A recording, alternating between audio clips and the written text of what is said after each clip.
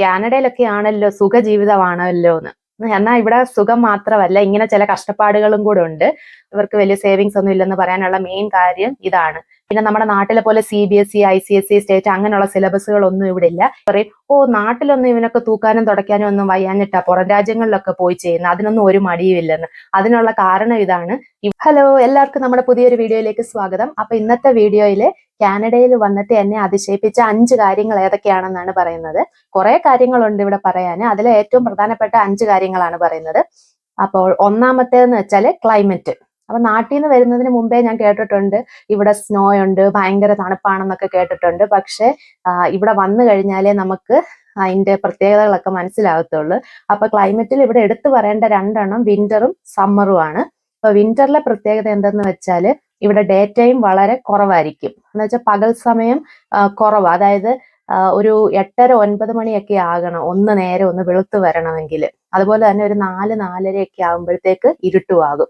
അപ്പൊ നമുക്ക് പകല് കിട്ടുന്ന സമയം തന്നെ വളരെ കുറവും രാത്രി കൂടുതലുമാണ് വിന്ററിൽ കാണുന്നത്. അതുപോലെ തന്നെ സ്നോ എന്ന് വെച്ചാല് കാണാനൊക്കെ ഭയങ്കര ഭംഗിയാണ്, നല്ല സീനറിയാണ്, എല്ലാം അടിപൊളിയാണ്. പക്ഷെ ചില മാസങ്ങളിൽ നമുക്ക് വെളിയിൽ ഇറങ്ങി നിൽക്കാൻ പറ്റാത്ത രീതിയിലുള്ള കൊടും തണുപ്പുണ്ട്. -20, -30, -40 അങ്ങനെയൊക്കെ തണുപ്പുകൾ വരാറുണ്ട്. അതിന്റെ കൂടെ ചെറിയൊരു കാറ്റും കൂടെ ഉണ്ടെങ്കിൽ നമ്മൾ ശരിക്കും വെളിയിൽ നിന്ന് കഴിഞ്ഞാൽ നമുക്ക് ഭയങ്കരമായിട്ട് ഫ്രീസായി പോകുന്നത് പോലെ തോന്നും. പിന്നെ ഇപ്പൊ നമ്മുടെ നാട്ടിലാണെങ്കിൽ മഴക്കാലമൊക്കെ വരുമ്പോ എങ്ങനെയാ, നമുക്ക് മൂടി പുതച്ച് കിടന്നുറങ്ങാൻ തോന്നത്തില്ലേ? അതുപോലെ തന്നെയാണ് ഈ വിന്ററിൽ തണുപ്പൊക്കെ കൂടുന്ന സമയത്ത് നമുക്ക് രാവിലെ എഴുന്നേറ്റ് ജോലിക്ക് പോകാനോ കുട്ടികൾക്കൊക്കെ സ്കൂളിലും യൂണിവേഴ്സിറ്റിയിലും ഒക്കെ പോകാനോ ഒന്നും തോന്നത്തില്ല. ഭയങ്കര മടിയായിരിക്കും, നല്ല തണുപ്പായിരിക്കുമല്ലോ. പിന്നെ അഥവാ എഴുന്നേറ്റ് കഴിഞ്ഞാലും ഇത്രയും മഞ്ഞുള്ളത് കൊണ്ട് കാറിലൊക്കെ പോകുന്നവർക്ക് ഇപ്പം ഗരാജിലല്ല കാർ ഇടുന്നതെന്ന് വെച്ചു, അവര് പുറത്താ ഇടുന്നെങ്കിൽ അവർക്ക് കാറിന്റെ മുകളിലുള്ള മഞ്ഞെല്ലാം നീക്കണം, പിന്നെ ഡ്രൈവേയിലെ എല്ലാം നീക്കണം. അങ്ങനെ കുറെ പണികളുണ്ട്. അപ്പൊ നമ്മൾ പോകുന്നതിന് അരമണിക്കൂർ മുന്നേ തന്നെ മഞ്ഞ് നീക്കാനുള്ള പരിപാടികളും തുടങ്ങണം. അപ്പൊ വിന്ററിൽ അങ്ങനെ ഒരു ബുദ്ധിമുട്ടുണ്ട്.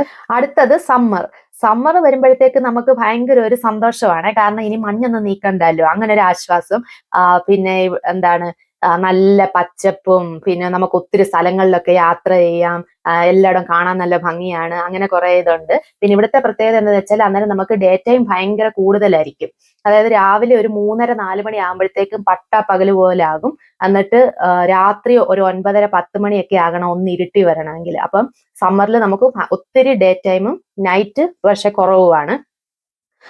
പിന്നെ സമ്മറിന്റെ ഒരു ഇതെന്ന് വെച്ചാല് ഒരു 2-3 ആഴ്ച നല്ല ഭയങ്കരമായിട്ട് ചൂട് വരും. അപ്പൊ നമ്മൾ ഓർക്കും, നമ്മുടെ നാട്ടിലാണെങ്കിൽ എന്താ, വെയിലാകുമ്പോൾ നമ്മൾ വെളിയിൽ ഇറങ്ങുമ്പോൾ ഒരു കുട പിടിച്ചോണ്ട് ഇറങ്ങുമായിരിക്കും അല്ലേ? അപ്പൊ അതുപോലെ നമ്മൾ ഇവിടെ വന്നിട്ട് ഒരു കുട പിടിച്ചോണ്ട് പോവാന്ന് വെച്ച് കഴിഞ്ഞാല് ഇവിടെ ഉള്ളവരെല്ലാം നമ്മളെ ഇങ്ങനെ തുറച്ചു നോക്കും. അപ്പൊ നമുക്ക് കുട പിടിക്കാൻ പറ്റത്തില്ല. കാരണം ഇവിടെ ഉള്ള ആൾക്കാരുടെ ഒരു സ്റ്റൈൽ എന്തെന്ന് വെച്ചാൽ അവരൊരു സൺഷെയ്ഡും വെക്കും, പിന്നെ അവര് കൊച്ചു ഷോർട്സോ സ്ലീവ്ലെസ് ഒക്കെ ഇട്ട് സൺസ്ക്രീനും തേച്ചിട്ട് അവര് നല്ല കൂളായിട്ട് നടന്നു പോകും. പക്ഷെ നമുക്കാണെങ്കിൽ ആ വെയിൽ നല്ലതായിട്ട് ഫീൽ ചെയ്യും, നമ്മുടെ സ്കിന്നിൽ കൂടി ഇങ്ങനെ കിഴിഞ്ഞിറങ്ങുന്ന പോലെ ഫീൽ ചെയ്യും. അത് സമ്മറിൽ ഒരു 2-3 ആഴ്ച അങ്ങനെ നമുക്ക് നല്ല ചൂട് വരത്തുള്ളൂ. പക്ഷെ നമ്മുടെ നാട്ടിൽ അത്രയും ടെമ്പറേച്ചർ ഇവിടെ ഇല്ല, എങ്കിൽ പോലും നമുക്ക് നന്നായിട്ട് ആ ചൂട് ഫീൽ ചെയ്യാറുണ്ട്. അപ്പൊ വിന്റർ ആയാലും സമ്മർ ആയാലും അതിൻ്റെതായ ബുദ്ധിമുട്ടുകളുണ്ട് ഇവിടെ ജീവിക്കുന്നതിൽ. ഞാൻ കേട്ടിട്ടുണ്ട് നാട്ടിൽ കുറെ ചിലരൊക്കെ പറയുന്നത്, കാനഡയിലൊക്കെ ആണല്ലോ സുഖജീവിതമാണല്ലോ എന്ന്. എന്നാൽ ഇവിടെ സുഖം മാത്രമല്ല, ഇങ്ങനെ ചില കഷ്ടപ്പാടുകളും കൂടെ ഉണ്ട്.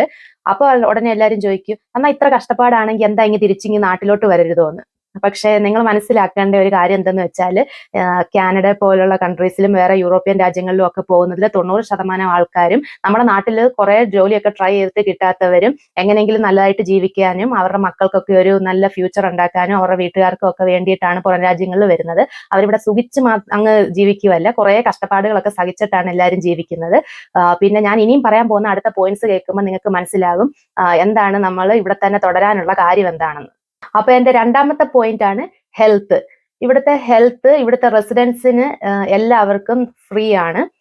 ഇപ്പൊ നമുക്ക് ഡോക്ടേഴ്സിനെ കാണണമെങ്കിലോ പിന്നെ നമുക്ക് പെട്ടെന്ന് എന്തെങ്കിലും ഒരു അസുഖം വന്നൊരു സർജറി ഒക്കെ വേണമെങ്കിലോ നമുക്ക് 1 രൂപ പോലും മുടക്കേണ്ട ആവശ്യമില്ല, കംപ്ലീറ്റ്ലി ഫ്രീ ആണ്.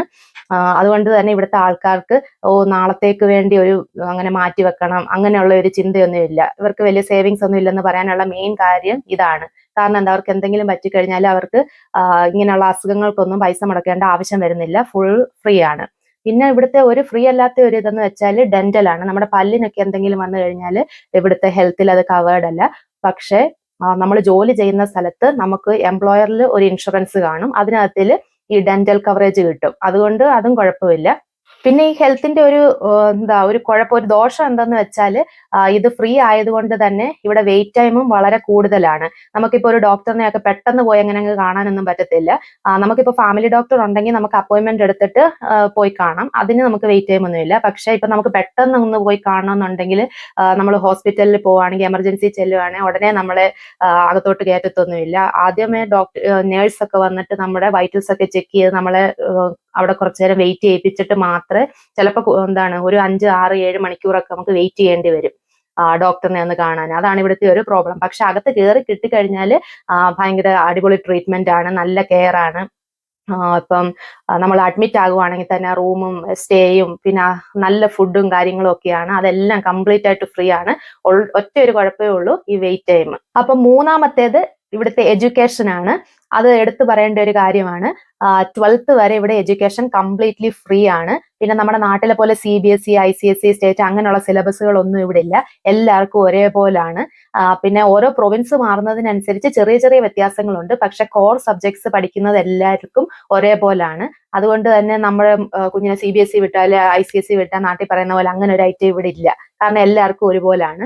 അതുപോലെ നമ്മൾ താമസിക്കുന്ന ഹൗസിംഗ് അതോറിറ്റിയിൽ ഒരു 1 തൊട്ട് 3 കിലോമീറ്ററിനകത്ത് 1 to 3 കിലോമീറ്റേഴ്സിനകത്ത് ഒരു 2 or 3 സ്കൂൾ കാണും. അപ്പൊ അതിന് എവിടെ വേണമെങ്കിലും നമുക്ക് ചേരാവുന്നതാണ്. അവരുടെ ഒരു ലക്ഷ്യം എന്തെന്ന് വെച്ചാൽ കുഞ്ഞുങ്ങൾ ഒത്തിരി കഷ്ടപ്പെടാതെ നടന്നു പോകുന്ന രീതിയിലോ അല്ലെങ്കിൽ ഷോർട്ട് ഡ്രൈവ് പെട്ടെന്ന് ഓടി ചെല്ലാൻ പറ്റുന്ന രീതിയിലോ ഉള്ള സിസ്റ്റത്തിലാണ് അവർ സ്കൂള് പ്ലേസ് ചെയ്തേക്കുന്നത്. പിന്നെ അതുപോലെ 1 കിലോമീറ്ററിന് മുകളിലാണ്, സ്കൂളിൽ നിന്നും 1 കിലോമീറ്റർ മാറിയാണ് നമ്മൾ താമസിക്കുന്നതെങ്കിൽ സ്കൂൾ ബസ് ഉണ്ട്, അതും ഫ്രീ ആണ്. അപ്പം അത് ഇവിടുത്തെ നല്ലൊരു സിസ്റ്റമാണ്. 12th വരെ എഡ്യൂക്കേഷൻ ഫ്രീ കിട്ടും, അതുപോലെ സ്കൂൾ ബസ്സും ഫ്രീ ആണ്. അപ്പൊ എന്റെ അടുത്ത 4ാമത്തേത് എന്തെന്ന് വെച്ചാൽ ഇവിടുത്തെ വർക്ക് കൾച്ചർ ആണ്. വർക്ക് കൾച്ചറിനകത്തിൽ പറയേണ്ടത് ഇവിടെ മൾട്ടി കൾച്ചറലിസം പ്രൊമോട്ട് ചെയ്യുന്ന ഒരു കൺട്രിയാണ് കാനഡ. അപ്പൊ നമ്മൾ ജോലി ചെയ്യുന്ന സ്ഥലത്ത് നമുക്ക് കാണാൻ പറ്റും, പല രാജ്യങ്ങളിൽ നിന്നുള്ള ആൾക്കാരെ നമുക്ക് കാണാൻ പറ്റും. പക്ഷെ ആർക്കും ഒരു വേർതിരിവ് ഒന്നുമില്ല, എല്ലാവരും ഈക്വലി ആണ് ട്രീറ്റ് ചെയ്യുന്നത്. അത് ഇവിടുത്തെ വലിയൊരു പ്രത്യേകതയാണ്. പിന്നെ വേറൊരെണ്ണം എടുത്തു പറയേണ്ടത് എന്തെന്ന് വെച്ചാല് നമ്മുടെ താഴെ കിടയിലുള്ള ജോലികൾ ചെയ്യുന്നവർ, അതായത് ഈ തറ തുടയ്ക്കുന്നവർ തൊട്ട് അങ്ങ് മുകളിലിരിക്കുന്ന ഹൈ പൊസിഷനിൽ ഇരിക്കുന്നവർക്ക് വരെ ഒരേ രീതിയിലുള്ള റെസ്പെക്റ്റ് ആണ് കിട്ടുന്നത്. ആരും ആരെയും തള്ളി പറയത്തുമില്ല, ഒന്നുമില്ല. എല്ലാ ജോലിക്കും അതിൻ്റെതായ റെസ്പെക്റ്റ് ഇവിടെ കൊടുക്കുന്നുണ്ട്. ഇപ്പം വേറൊരു കാര്യം ഞാനിങ്ങനെ കേട്ടിട്ടുണ്ട്, ചിലർ പറയും, നാട്ടിലൊന്നും ഇവനൊക്കെ തൂക്കാനും തുടയ്ക്കാനും ഒന്നും വയ്യാഞ്ഞിട്ടാ പുറം രാജ്യങ്ങളിലൊക്കെ പോയി ചെയ്യുന്നത്, അതിനൊന്നും ഒരു മടിയുമില്ലെന്ന്. അതിനുള്ള കാരണം ഇതാണ്, ഇവിടെ ആരും ആരെയും കളിയാക്കത്തില്ല. ഈ മുകളില് ഹൈ പൊസിഷനിൽ ഇരിക്കുന്ന ആളും ഈ ചെറിയ ചെറിയ ജോലികൾ ചെയ്തിട്ടാണ് അവിടേക്ക് എത്തുന്നത്. ഇവിടെ നിങ്ങൾക്കറിയാലോ, സ്റ്റുഡൻസ് ഒക്കെ പാർട്ട് ടൈം പഠിച്ചുകൊണ്ടിരിക്കുമ്പോൾ തന്നെ അവർക്ക് ജോലി ചെയ്യാൻ പറ്റും. അപ്പൊ അവർ ആദ്യമേ തുടങ്ങുന്നത് ഇങ്ങനെയുള്ള ചെറിയ ചെറിയ തുടക്കുകയും തൂക്കുക അങ്ങനെയൊക്കെയുള്ള ജോലികളിൽ നിന്ന് തന്നെയാണ് തുടങ്ങുന്നത്. എന്നിട്ടാണ് അവർ ഹൈ പൊസിഷനിലേക്ക് പോകുന്നത്. സോ ഇവിടെ ആരും ആരെയും കളിയാക്കത്തില്ല, എല്ലാവർക്കും നല്ല റെസ്പെക്റ്റ് ആണ് കൊടുക്കുന്നത്. അതുപോലെ തന്നെ സാർ, മാഡം അങ്ങനെയുള്ള വിളികളൊന്നുമില്ല, എല്ലാവരും പരസ്പരം പേരാണ് വിളിക്കുന്നത്. അത് നല്ലൊരു കൾച്ചറായിട്ടാണ് എനിക്ക് ഫീൽ ചെയ്തത്. അതുപോലെ തന്നെ എടുത്തു പറയേണ്ട ഒരു കാര്യമാണ്, നമ്മളിപ്പോൾ നമ്മുടെ ടൈം കഴിഞ്ഞിട്ട് ഒരു എക്സ്ട്രാ നമുക്ക് കുറച്ച് ജോലിയും കൂടെ ചെയ്യാനുണ്ടെന്ന് വെച്ചോ, അത് നമ്മൾ എക്സ്ട്രാ അവിടെ നിൽക്കുവാണെങ്കിൽ അതിനവര് എക്സ്ട്രാ പേയ്മെന്റ് തരും. അത് ഒരു നല്ല സിസ്റ്റമാണ്. കാരണം നമ്മുടെ നാട്ടിൽ അങ്ങനെ ഒരെണ്ണം ഉണ്ടെന്ന് എനിക്ക് തോന്നുന്നില്ല. എന്റെ കസിൻസ് ഒക്കെ പറയാറുണ്ട് അവർക്ക് 5 മണി വരെ ഉള്ളു ജോബ്, പക്ഷെ ചിലപ്പോൾ 7 മണി 7:30 വരെയൊക്കെ ചെയ്യാറുണ്ട് IT ഫീൽഡിൽ അവർക്ക്. പക്ഷെ അതിൽ സാലറി ഒന്നും എക്സ്ട്രാ ഒന്നും ആരും കൊടുക്കുന്നില്ല. പക്ഷെ ഇവിടെ അങ്ങനെയല്ല, നമ്മുടെ ടൈം കഴിഞ്ഞിട്ട് എക്സ്ട്രാ നമ്മൾ എത്ര നിൽക്കുന്നത്, 5 മിനിറ്റ് ആയാലും 10 മിനിറ്റ് ആയാലും അതിന് അവർ എക്സ്ട്രാ നമുക്ക് പേയ്മെന്റ് തരും. അതുപോലെ തന്നെ നമ്മുടെ ജോലി ചെയ്യുന്ന സമയത്തിന്റെ ഇടയിൽ കറക്റ്റ് ആയിട്ട് നമുക്ക് പ്രോപ്പർ ബ്രേക്സ് എടുക്കാനുള്ള ടൈമും കറക്റ്റ് ആയിട്ട് നമുക്ക് കിട്ടുന്നുണ്ട്. അഥവാ നമ്മുടെ ജോലി സ്ഥലത്ത് എന്തെങ്കിലും തരത്തിലുള്ള ഹറാസ്മെന്റോ റേസിസമോ ഒക്കെ ഉണ്ടെങ്കിൽ നമുക്ക് അപ്പൊ തന്നെ നമ്മുടെ മാനേജ്മെന്റിനോടോ അല്ലെങ്കിൽ നമുക്ക് യൂണിയൻ ഉണ്ടെങ്കിൽ അവരോടോ കംപ്ലൈന്റ് റിപ്പോർട്ട് ചെയ്യാവുന്നതാണ്. ഉടനടി ആക്ഷൻ ഉണ്ടായിരിക്കും. പിന്നെ വേറൊരു പ്രത്യേകത എടുത്തു പറയാനുള്ളത്, നമുക്കിവിടെ എംപ്ലോയ്മെന്റ് ഇൻഷുറൻസ് എന്ന് പറയുന്ന ഒരു ഇതുണ്ട്. അതെന്ന് വെച്ചാൽ നമുക്കിപ്പം എന്തെങ്കിലും ഒരു ആവശ്യത്തിന് ലീവ് എടുക്കണമെങ്കിൽ, ഇപ്പൊ എനിക്ക് എന്തെങ്കിലും വർക്ക് പ്ലേസിൽ വെച്ച് എന്തെങ്കിലും ഇഞ്ചറി എന്തെങ്കിലും പറ്റുവാണെങ്കിൽ, ഇപ്പൊ അതുകൊണ്ട് എനിക്ക് ജോലിക്ക് പോകാൻ പറ്റാത്ത ഒരു അവസ്ഥയാണെങ്കിൽ നമുക്ക് എംപ്ലോയ്മെന്റ് ഇൻഷുറൻസ് ഉണ്ട്. അതിന് അപ്ലൈ ചെയ്ത് കഴിഞ്ഞാൽ നമുക്ക് പേയ്മെന്റ് നമ്മുടെ സാലറി പോലെ തന്നെ നമുക്ക് എമൗണ്ട് എല്ലാ മാസവും കിട്ടിക്കൊണ്ടിരിക്കും. പിന്നെ ഇപ്പൊ ഞാനാണെങ്കിൽ ഇപ്പൊ മെറ്റേണിറ്റി ലീവ് ആണ്.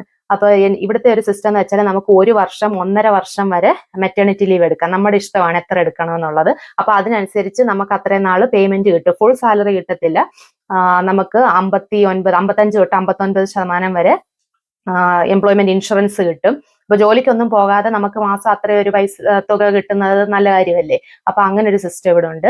പിന്നെ അതുപോലെ കുഞ്ഞുങ്ങൾക്ക് വയ്യാതായി നമുക്ക് അവര് ഹോസ്പിറ്റലൈസ്ഡ് അഡ്മിറ്റ് ആയി നമുക്ക് അവരുടെ കൂടെ നിൽക്കണം. അപ്പൊ അതിന് വേറൊരു type of leave, family care giver എന്ന് പറഞ്ഞിട്ട് വേറൊരു ടൈപ്പ് ഓഫ് ലീവ് ഉണ്ട്. അത് നമുക്ക് ഇതുപോലെ എംപ്ലോയ്മെന്റ് ഇൻഷുറൻസ് ഉണ്ട്. മാസം മാസം നമുക്ക് അവർ പേയ്മെന്റ് തന്നുകൊണ്ടിരിക്കും. അങ്ങനെ പല ഗുണങ്ങളും ഉണ്ട് നമ്മൾ ഇവിടെ ജോലി ചെയ്യുന്നത് കൊണ്ട്. 5-മത്തേത് ഇവിടുത്തെ വേസ്റ്റ് മാനേജ്മെന്റ് ആണ്. ഇവിടെ നല്ല പ്രോപ്പർ ആയിട്ടുള്ള വേസ്റ്റ് മാനേജ്മെന്റ് ഉണ്ട്. അതുകൊണ്ടാണ് ഈ കൺട്രി ഇത്ര നല്ല ക്ലീൻ ആയിട്ട് ഇരിക്കുന്നത്. നമ്മുടെ വീടുകളിൽ ഉണ്ടാകുന്ന വേസ്റ്റ് ഇവർ കളക്ട് ചെയ്തുകൊണ്ട് പോകുന്നത് എങ്ങനെയെന്ന് വെച്ചാൽ നമുക്ക് 3 കാർട്ട് ഇവർ തന്നിട്ടുണ്ട്. Brown, blue, green. അതില് എങ്ങനെ ഇവർ കളക്ട് ചെയ്യുന്നതെന്ന് വെച്ചാൽ റീസൈക്കിൾ ചെയ്യുന്ന മെറ്റീരിയൽസ്, അതായത് പ്ലാസ്റ്റിക്, കുപ്പികൾ, പേപ്പർ, പിന്നെ അതുപോലെ മെറ്റൽസ്, അങ്ങനെയുള്ള ഐറ്റംസ് ഒക്കെ നമ്മൾ ഈ ബ്ലൂ ബിന്നിൽ ഇട്ട് വെക്കും. അത് റീസൈക്കിൾ ചെയ്യുന്നത് കാർഡ്ബോർഡ് അങ്ങനെയൊക്കെയുള്ള ഐറ്റംസ് എല്ലാം നമ്മൾ അതിനകത്തിൽ ഇട്ട് വെക്കും. പിന്നെ ഗ്രീൻ കളർ എന്ന് പറയുന്നത് നമുക്ക് ഓർഗാനിക് വേസ്റ്റ് ആണ്, കമ്പോസ്റ്റ് ചെയ്യാൻ പറ്റുന്നത്. അതായത് നമ്മൾ കഴിച്ച ഭക്ഷണത്തിന്റെ വേസ്റ്റുകള്, പിന്നെ അതുപോലെ നമ്മുടെ യാർഡ് വേസ്റ്റ്, നമ്മുടെ മരം പുല്ലൊക്കെ കട്ട് ചെയ്യുന്നതും അതെല്ലാം കൂടി ഇടുന്നത്, കമ്പോസ്റ്റ് ചെയ്യാൻ പറ്റുന്ന ഐറ്റംസ് എന്തൊക്കെയുണ്ട് അതെല്ലാം നമ്മൾ ഗ്രീനിനകത്തിലിടും. പിന്നെ ബ്രൗണിനകത്തിൽ വരുന്നത് നോൺ റീസൈക്കിളബിൾ ആയിട്ട്, റീസൈക്കിൾ ചെയ്യാൻ പറ്റാത്ത ഐറ്റംസ് ഒക്കെ നമ്മൾ ബ്രൗൺ കാർട്ടിലാണ് ഇടുന്നത്. നമ്മുടെ ഈ ടോയ്ലറ്റിലെ വേസ്റ്റ് ഒക്കെ, അതായത് ഈ ഡയപ്പേഴ്സ് ഒക്കെ ഉണ്ടല്ലോ, കൊച്ചു പിള്ളേരുടെ ഡയപ്പേഴ്സും പിന്നെ നമ്മുടെ സാനിറ്ററി പാർട്സും അതെല്ലാം നമ്മൾ ബ്രൗൺ കാർട്ടിലാണ് ഇടുന്നത്. എന്നിട്ട് ആഴ്ചയിൽ 3 ദിവസം ഇവർ ഇത് കളക്ട് ചെയ്യാൻ വരും. ഇപ്പൊ ഞാൻ നിൽക്കുന്ന സ്ഥലത്ത് എന്ന് വെച്ചാൽ ബുധനാഴ്ച അവർ വന്നിട്ട് നമ്മുടെ ഈ റീസൈക്കിൾ ചെയ്യാത്ത മെറ്റീരിയൽസ് ഉണ്ടല്ലോ അതെല്ലാം കൊണ്ടുപോകും. പിന്നെ ഫ്രൈഡേയിൽ വന്നിട്ട് റീസൈക്കിൾ ചെയ്യുന്ന ഐറ്റംസ് എല്ലാം എടുത്തുകൊണ്ട് പോകും. പിന്നെ അടുത്ത ദിവസം വന്നിട്ട് നമ്മുടെ ഗ്രീൻ ഉണ്ടല്ലോ, ഓർഗാനിക് ആയിട്ടുള്ള കമ്പോസ്റ്റ് ചെയ്യാൻ പറ്റുന്ന മെറ്റീരിയൽസ് എല്ലാം എടുത്തുകൊണ്ട് പോകും. അതുകൊണ്ട് തന്നെ ഇവിടെ ആരും ഒരു സാധനവും വെളിയിൽ റോഡുകളിലും ഒന്നും വലിച്ചെറിയത്തില്ല. എല്ലാം കറക്റ്റ് ആയിട്ട് അവർ വന്ന് പ്രോപ്പറായിട്ട് എടുത്തുകൊണ്ട് പോകും. അത് ഇവിടുത്തെ ഒരു വളരെ നല്ലൊരു സിസ്റ്റമായിട്ടാണ് എനിക്കത് ഫീൽ ചെയ്തത്. അങ്ങനെ ഒരുപാട് കാര്യങ്ങൾ എനിക്ക് ഇനിയും പറയണമെന്നുണ്ട്. ഇവിടുത്തെ ട്രാൻസ്പോർട്ടേഷന്, പാർക്ക്, ലൈബ്രറി, അങ്ങനെ ഒരുപാട് കാര്യങ്ങൾ എനിക്ക് ഇനിയും പറയണമെന്നുണ്ട്. പക്ഷേ വീഡിയോയുടെ ലെങ്ത് കൂടി പോകുന്നത് കൊണ്ട് ഞാൻ തൽക്കാലം ഇവിടെ നിർത്തുവാണ്. അപ്പൊ ഇത് ഇഷ്ടപ്പെട്ടെങ്കിൽ നിങ്ങൾ എല്ലാവരും ലൈക്ക് ചെയ്യണം, കമന്റ് ചെയ്യണം, സബ്സ്ക്രൈബ് ചെയ്യണം. അപ്പൊ വേറൊരു വിശേഷമായിട്ട് വേറൊരു വീഡിയോയിൽ കാണാം. അതുവരെ എല്ലാവർക്കും ബൈ ബൈ.